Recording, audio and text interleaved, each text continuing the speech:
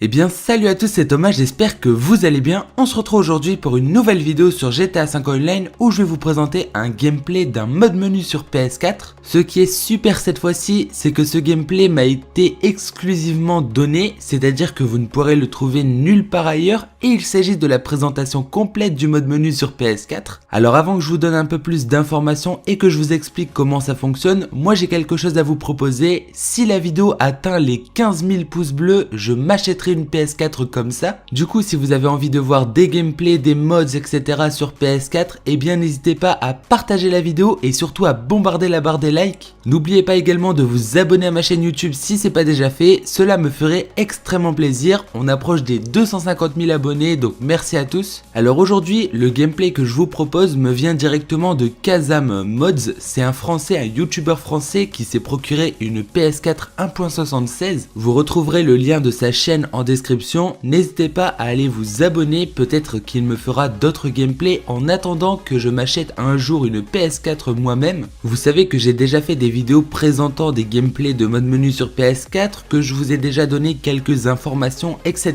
Mais là j'ai vraiment tout ce qu'il faut pour vous expliquer comment ça marche. Alors en fait il n'est pas nécessaire d'avoir le dev kit de la PS4 ou des choses comme ça. En fait tout ce qu'il faut c'est une PS4 en 1.76, sachant que la plupart des personnes qui achètent une PS4 la mettent directement à jour. C'est assez compliqué de s'en procurer une et pour cela il faut retrouver des packs qui datent quand même de 2014. Dans la plupart des entreprises les stocks ne sont plus disponibles et c'est pour cela qu'il faut en venir à acheter des PS4 aux particuliers. Le problème c'est qu'on n'est pas sûr qu'elle soit bien en 1.76. Du coup, au niveau du prix, on en vient à des prix beaucoup plus chers qu'une PS4 neuve en dernière mise à jour, puisque c'est quelque chose qui est devenu rare. Ça peut tourner entre 5 et 800 euros, c'est assez cher comme je l'ai dit par rapport à une PS4 normale et c'est pour cela qu'il faut faire attention de ne pas se faire arnaquer. Alors pourquoi la mise à jour 1.76 ou moins et pas une autre? Tout simplement parce que c'est la seule qui a été bien exploitée et c'est également une des premières, donc là où il y a le plus de failles. Ensuite, une fois que vous avez cette PlayStation 4, il suffit d'installer le WebKit qui vous permettra de vous connecter à internet malgré tout sans faire les mises à jour. Et donc par la suite, grâce à ça, vous pourrez installer des modes menus, des mods,